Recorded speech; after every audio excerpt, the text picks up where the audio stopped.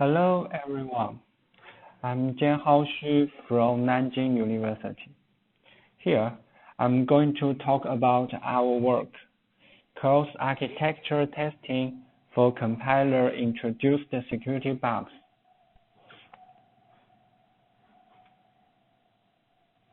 Due to the problem or limitation of design or implementation, compilers can introduce security bugs in software. These bugs in insecure binary code can be silent and dangerous. They can hide in the program for a long time. Once triggered, they can incur critical impacts. We find several examples through our pre-study. The first one is that multi-cores of a random number generator is optimized into a single one by GCC.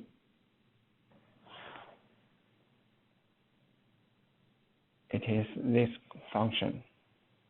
The second one is that GCC invalidates the division by zero check here at line 1. The third example is that the ARM backend of GCC eliminated the loop check and makes the loop infinite. This is the loop check. There is an undefined behavior in the code. Therefore, it is important to develop a new approach that can effectively discover the security bugs introduced by compilers.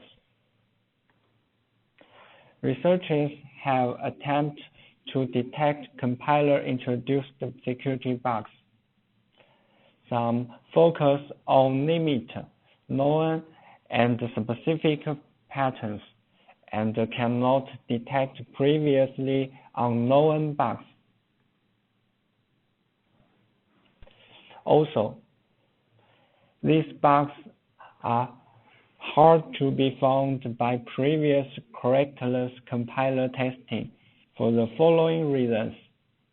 Firstly, these bugs tend to be silent and may not be observable when running. Secondly, it is hard to verify or validate their security impact. Thirdly, the occurrence of security bugs also depends on environments such as the architecture.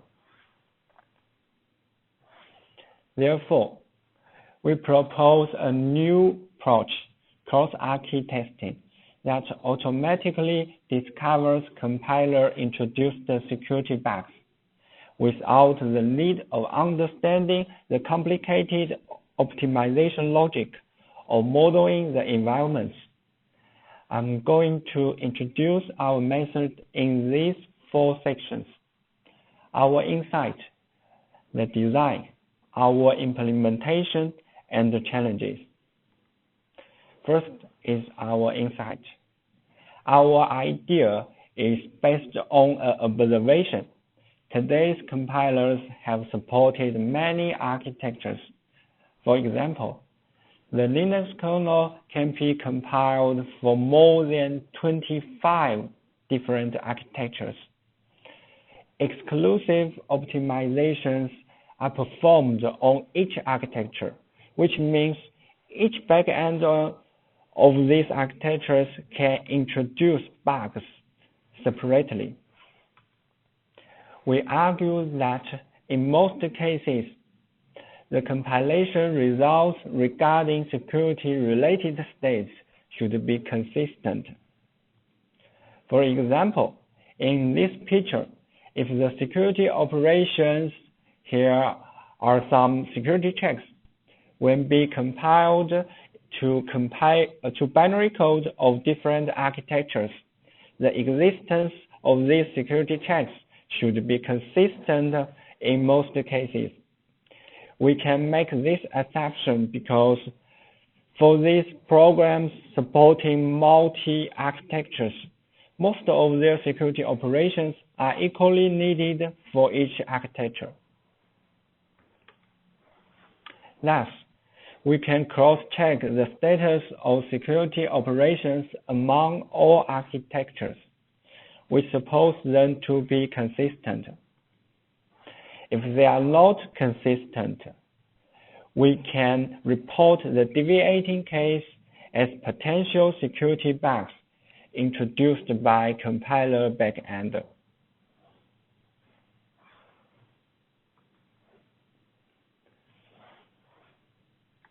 Then is the design. With this observation, we propose cross-archi testing of insecure compilation. We take the Linux kernel as the source of test cases. Firstly, we define the security-related operations as the compilation targets. We refer to them as backend independent semantic fragments, or BISF. For example, it can be a security check or buffer overflow. Secondly, we compare the status of BISFs in binary code across all architectures. Here, we use the IR code as a bridge of all architectures. Then we can check the status of BISFs by locating BISFs in IR code and searching the status of them in the binary code of all architectures with the help of mapping from IR code to binary code. Although it is intuitive, we do not locate and compare BISF in binary code directly. We have these two reasons. Firstly, we can have more information at IR level. It means we can do more complex analysis easily with the help of LLVM IR. Secondly, the binary codes of all architectures are very different. We need a bridge to compare them to the same standard. All the binary codes come from IR code. It is most suitable to play the role of the bridge. Based on that, we design the workflow of our cross-architecture framework. In this figure, step 1, define the BISF and locating them in IR code. BISF can be any security-related semantic model whose compilation results should be consistent among all architectures. Step 2, searching and getting the status of BISF in the binary code of all architectures with the help of IR binary mapping. Step 3, analyzing the result of differential testing and identifying deviating cases as potential insecure compilation. Then, we show the implementation. Firstly, the definition and the location of BISF in IR code. In theory, we can define BISF as any semantic model which is security-related and whose compilation results should be consistent among architectures. That is, it can be modeled by various kinds of security bugs. However, it is tiring and trivial to model BISF one by one. So, is it possible that we can make a common rule and find all kinds of bugs automatically? The answer is yes in Linux kernel. We can use some heuristic to locate security operations automatically and take them as BISF. To supplement this, we can also model some operations as BISF on our demand. Here, we show how we locate the security operations in Linux kernel. The idea is based on using failure handling code to locate security checks and critical operations. As we can see in this figure, there is a basic block with one condition check. If one of its branch paths must go to the failure handling code, and the other branch does not always go to the failure handling code, we can take such a condition check as a security check. And the variable checked is the critical variable. It is intuitive because when a security check is failed, the program should go to handle the exception. And when both of the branches of a check go to the failure handling code, the exception must happen before the check, and the check cannot be a security check. Based on this, we can identify security checks and operations on critical variables, and we can take them as BISF. As is shown in this code example, the check at line 4 is a typical security check. One of its branches returns 0, and the other returns error code. And this variable is the critical variable. Then is the implementation of how we complete the mapping and getting the status of BISF in binary code. We get the mapping relationship from LLVM compilation runtime and storing it in target object file. This mapping is mostly accurate, but we should also handle the side effects brought by back-end optimizations.